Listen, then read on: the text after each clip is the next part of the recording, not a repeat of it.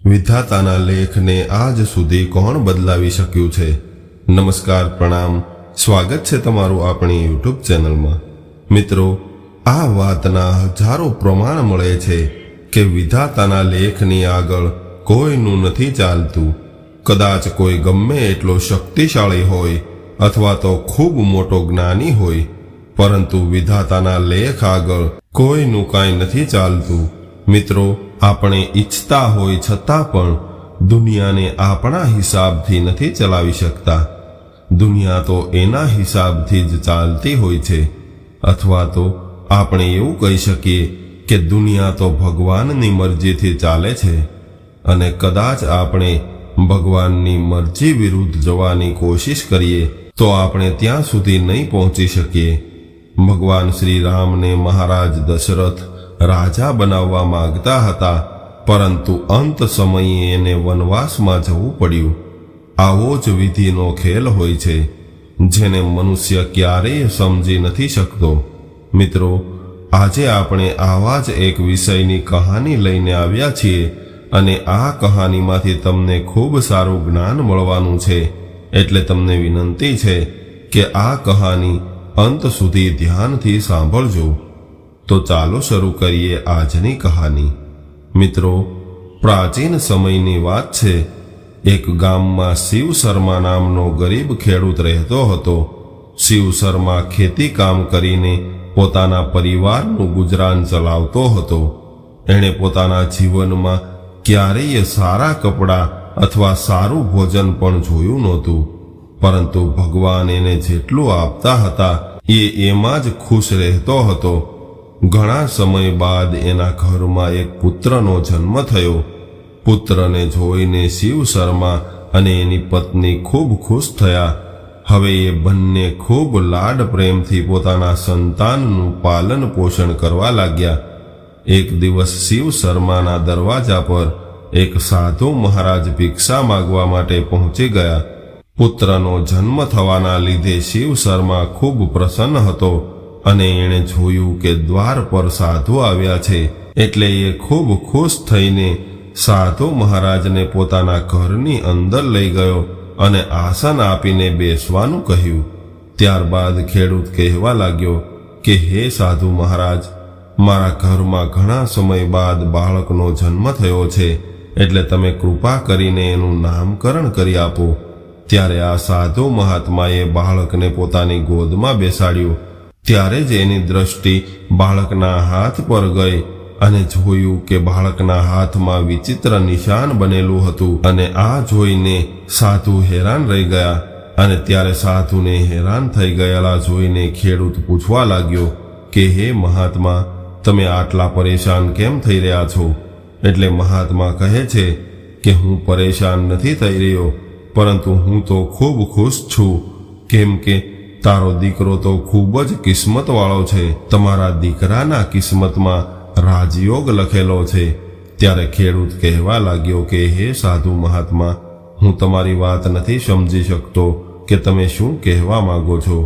એટલે મહાત્મા કહે છે કે તારો પુત્ર એક રાજા બનશે, અને તારા પુત્રના એક રાજકુમારી સાથે વિવાહ થશે.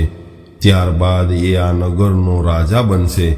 સાધુની વાત સાંભળીને ખેડૂતને પહેલા તો વિશ્વાસ ન આવ્યો, અને વિશ્વાસ પણ કેવી રીતે આવે, કેમ કે ગરીબ વ્યક્તિને રાજા બનવાનું સપનું જોવું એ પણ એક કલ્પના જેવું હોય છે.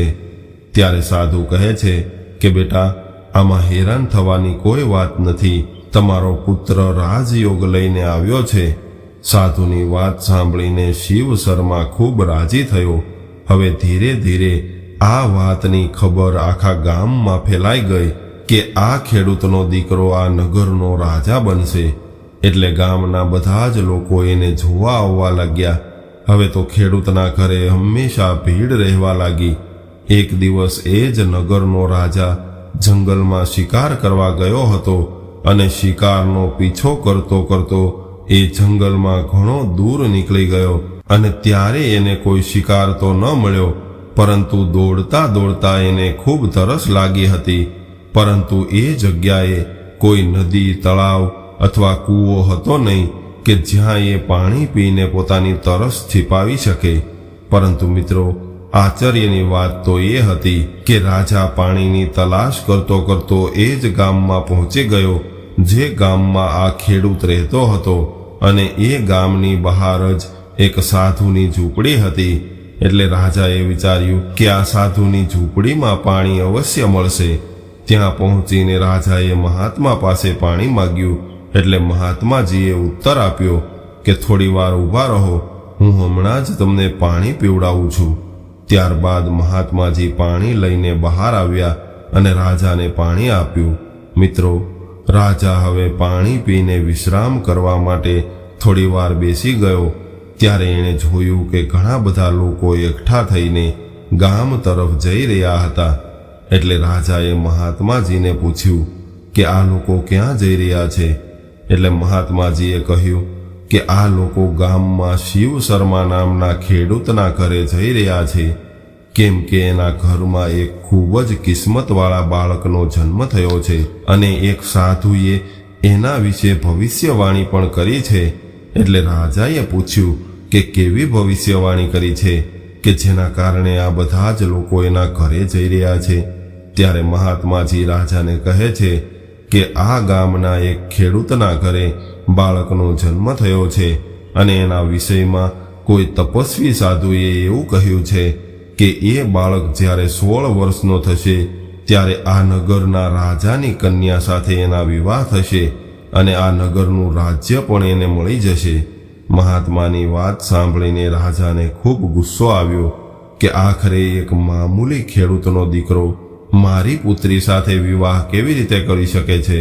હું આવું ક્યારેય નહીં થવા દઉં, અને કદાચ આવું થશે તો મારી ઇજ્જતના કાંકરા થઈ જશે. ત્યારબાદ રાજાએ આ સાધુ મહાત્માને પોતાનો પરિચય આપ્યો અને કહ્યું કે હે મહાત્મા, તમે જે રાજાની વાત કરી રહ્યા છો એ રાજા હું પોતે છું.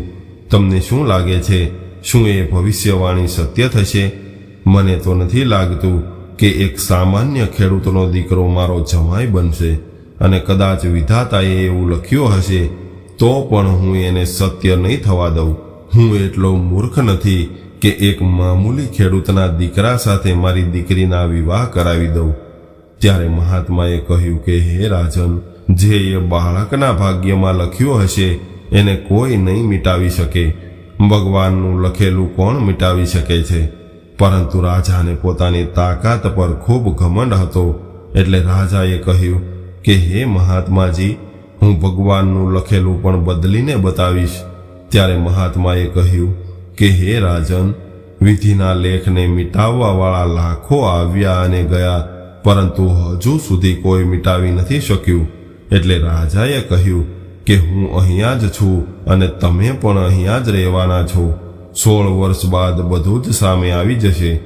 ત્યારબાદ રાજા મહાત્માને પ્રણામ કરીને પોતાના રાજમહેલમાં જતો રહ્યો, પરંતુ આખી રાત એને ઊંઘ ન આવી અને આ એક જ વાત એના મગજમાં ઘૂમતી રહી.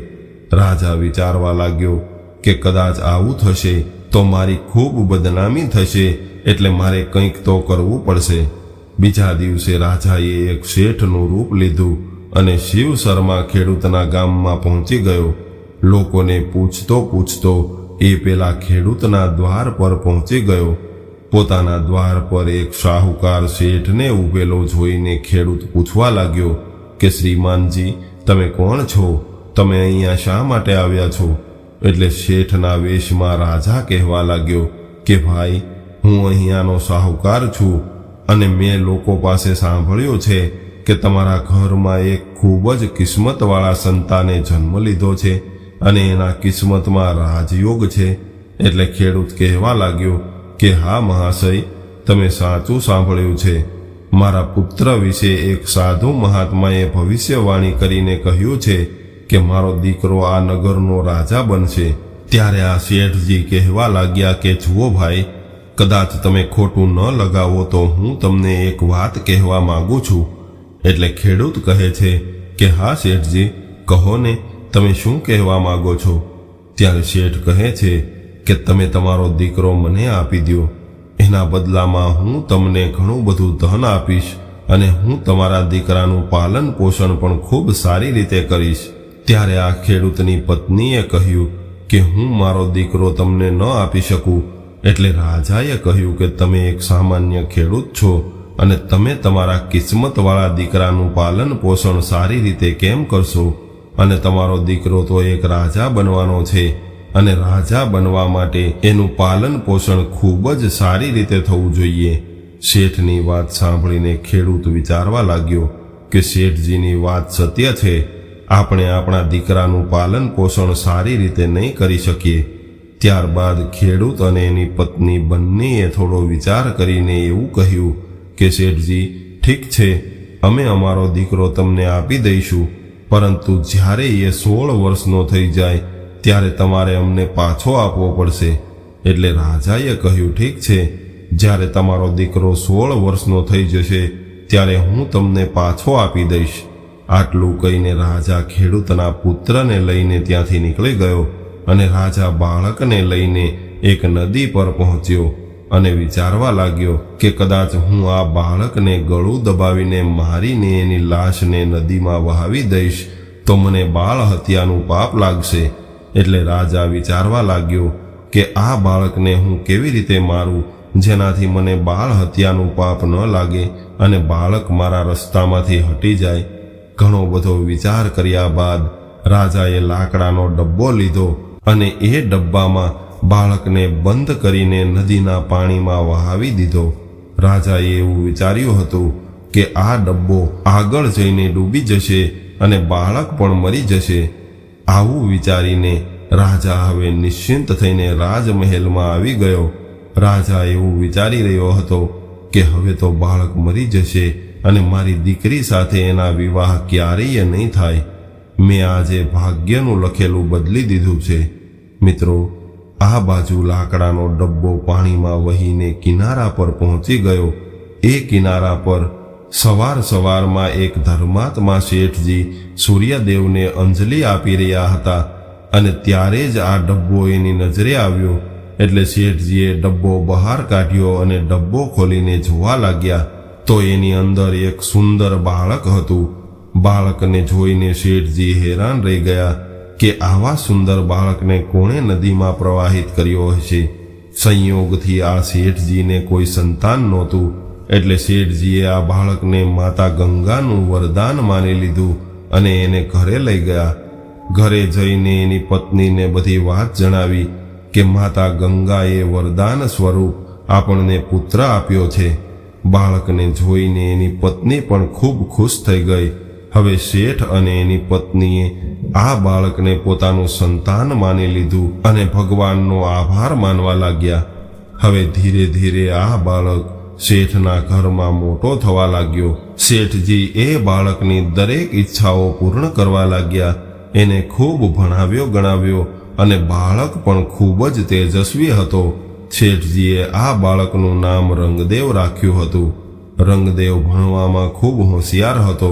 રંગદેવ નગરના એક આચાર્યને ત્યાં ભણવા જતો અને એ આચાર્યનો ખૂબ જ પ્રિય વિદ્યાર્થી હતો. આચાર્યએ પણ બાળકની બુદ્ધિ જોઈને કહ્યું હતું કે બેટા, તું ખૂબ હોશિયાર છો, એટલે આગળ જઈને તું ખૂબ મોટા પદને પ્રાપ્ત કરીશ. મિત્રો, એક દિવસ આચાર્ય પોતાના શિષ્ય રંગદેવની પ્રશંસા કરી રહ્યા હતા ત્યારે જ એ નગરનો રાજા ત્યાંથી નીકળ્યો હતો અને રાજાએ જ્યારે બાળક રંગદેવ તરફ જોયું એટલે રાજા ત્યાં જ ઊભો રહી ગયો અને પૂછવા લાગ્યો કે હે બાળક, તું કોણ છો અને ક્યાં રહે છે? તારા પિતાજીનું નામ શું છે?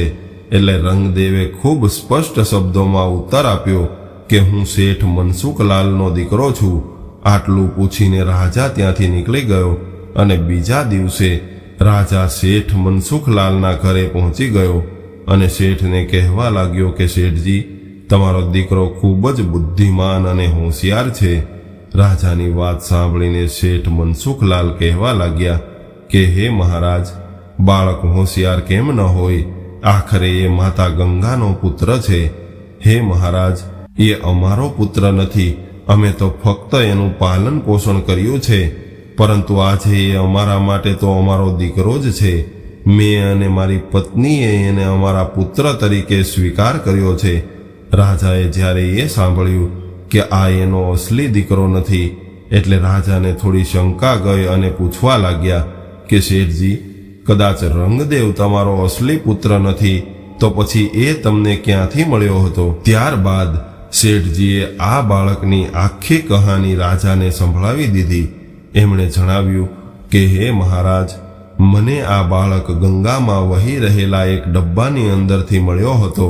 કોણ જાણે કયા દુષ્ટ વ્યક્તિએ એને ડબ્બામાં બંધ કરીને ગંગા નદીમાં પ્રવાહિત કર્યો હતો અને ભગવાનની કૃપાથી એ બાળક મને મળી ગયો અને મેં એને મારો પુત્ર સમજીને રાખી લીધો. મિત્રો, જ્યારે રાજાએ શેઠ મનસુખલાલની વાત સાંભળી એટલે એ ચોંકી ગયો. રાજા સમજી ગયો હતો કે આ બાળક એ જ છે જેને મેં 16 વર્ષ પહેલા નદીમાં પ્રવાહિત કર્યો હતો. રાજા અને શેઠ હજી વાતો કરી રહ્યા હતા ત્યારે જ એનો દીકરો રંગદેવ આવી ગયો. હવે રાજાએ રંગદેવને જોયો એટલે એ મનસુખલાલને કહેવા લાગ્યા કે શેઠજી, મારે મારા મહત્વના કામથી બહાર જવાનું છે, એટલે તમે તમારા દીકરાના હાથોથી મારી એક ચિઠ્ઠી મહારાણી સુધી પહોંચાડી દેશો તો તમારી કૃપા થશે. હું એના બદલામાં સોના મહોરો ભરેલી એક થેલી આપીશ. રાજાની વાત સાંભળીને રંગદેવ કહેવા લાગ્યો કે અરે રાજા સાહેબ, એ ક્યાં મોટી વાત છે. લાવો, હું તમારી ચિઠ્ઠી હમણાં જ તમારા રાજમહેલમાં પહોંચાડી દઉં છું. મિત્રો, હવે રંગદેવે રાજા પાસેથી ચિઠ્ઠી લીધી અને ઘોડો લઈને ત્યાંથી નીકળી ગયો. રાજાએ ચિઠ્ઠી પર પોતાની મહોર લગાવી હતી અને એમાં જે કંઈ લખવાનું હતું એ લખી દીધું હતું. મિત્રો, હવે રંગદેવ ચિઠ્ઠી લઈને એક ગાઢ જંગલમાંથી જઈ રહ્યો હતો ત્યારે જ અચાનક રસ્તો ભટકી ગયો અને રસ્તો શોધવામાં એને રાત થઈ ગઈ. એટલે શેઠનો દીકરો રાત વિતાવવા માટે કોઈ જગ્યા શોધવા લાગ્યો. ત્યારે જ એની નજર એક ઝૂંપડી પર ગઈ. એટલે રંગદેવે વિચાર કર્યો કે આજની રાત હું અહીંયા જ પસાર કરી દઈશ. કોણ જાણે આગળ કોઈ ઠેકાણું મળશે કે નહીં મળે. આવું વિચારીને રંગદેવ ઘોડા પરથી નીચે ઉતર્યો અને ઝૂંપડીની અંદર જતો રહ્યો. જ્યારે એ ઝૂંપડીની અંદર ગયો ત્યારે એણે જોયું કે એક વૃદ્ધ માતા ભોજન બનાવી રહી હતી. અને જ્યારે આ વૃદ્ધ માતાએ આ યુવકને જોયો એટલે એણે પૂછી લીધું કે તમે કોણ છો અને તમે પૂછ્યા વગર મારી ઝૂંપડીની અંદર કેમ આવ્યા? ત્યારબાદ રંગદેવે પોતાના વિશે બધું જ જણાવી દીધું કે માતા, મને માફ કરજો, હું રસ્તો ભટકી ગયો છું અને રસ્તાની તલાશ કરતા કરતા અહીંયા રાત પડી ગઈ છે અને આવી અંધારી રાત્રે હું ક્યાં જઈશ? એટલા માટે મેં એવો વિચાર કર્યો કે હું અહીંયા જ રાત્રિ વિતાવી દઈશ અને સવાર થતાં જ આગળ જતો રહીશ. શેઠના પુત્રની વાત સાંભળીને આ વૃદ્ધ માતાને એના પર દયા આવી ગઈ અને વૃદ્ધ માતા કહેવા લાગી કે બેટા, તારું અહીંયા રોકાવું ઠીક નથી, કેમ કે આ ડાકુઓનો અડ્ડો છે. હમણાં થોડી વારમાં જ ડાકુ આવવાના છે અને કદાચ એમણે તને અહીંયા જોઈ લીધો તો તારા માટે મુશ્કેલી થઈ જશે. એટલે રંગદેવ કહેવા લાગ્યો કે માતા, આટલી ભયાનક રાત્રિમાં હું ક્યાં જઈશ અને કદાચ હું બહાર જઈશ તો જંગલી જાનવરો મને ખાઈ જશે. એટલે મને આજની રાત્રિ અહીંયા વિતાવવા દો. હું તમારી ઝૂંપડીમાં કોઈ ખૂણામાં જઈને સૂઈ જઈશ. આટલું કહીને રંગદેવ ઝૂંપડીના એક ખૂણામાં જઈને સૂઈ ગયો. હવે અડધી રાત્રે ડાકુ આવ્યા અને આ ડાકુઓએ ઝૂંપડીમાં એક યુવકને જોયો. એટલે એ વૃદ્ધ માતાને પૂછવા લાગ્યા કે હે માતા, આ કોણ છે? એટલે વૃદ્ધ માતા કહે છે કે આ બાળક રસ્તો ભટકી ગયો હતો અને આ ખૂબ જ ઈમાનદાર બાળક છે.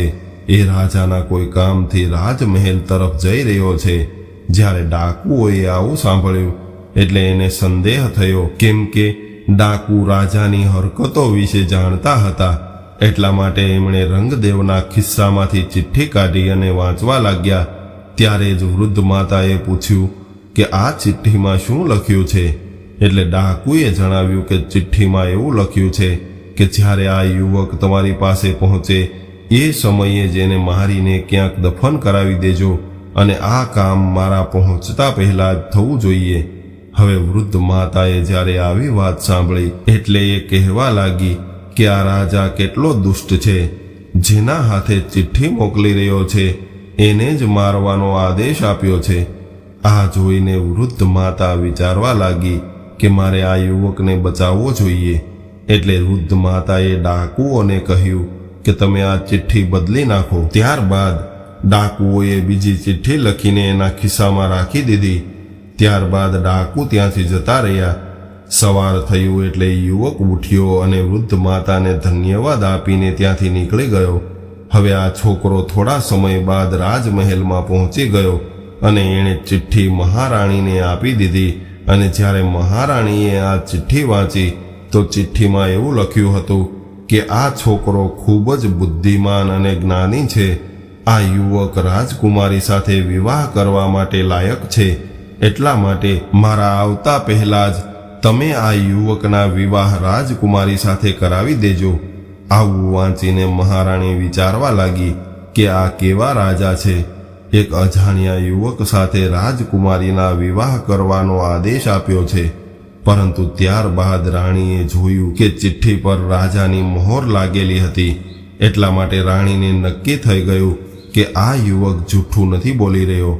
આવું વિચારીને રાણીએ રાજકુમારીના વિવાહ આ યુવક સાથે કરાવી દીધા. અને થોડા સમય બાદ રાજા પાછો આવ્યો ત્યારે એને ખબર પડી કે એની પુત્રીના વિવાહ એ જ યુવક સાથે થઈ ગયા છે.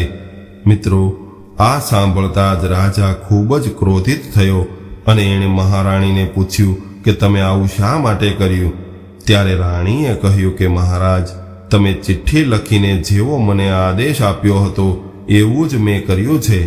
ત્યારે રાજાએ રાણીને ચિઠ્ઠી બતાવવાનું કહ્યું અને જ્યારે મહારાણીએ ચિઠ્ઠી બતાવી ત્યારે રાજાએ આ ચિઠ્ઠીમાં કંઈક બીજું જ લખેલું જોયું. આ જોઈને રાજાએ ગુસ્સે થઈને સૈનિકોને આદેશ આપ્યો કે તમે જલ્દીથી રંગદેવને પકડીને મારી સામે હાજર કરો.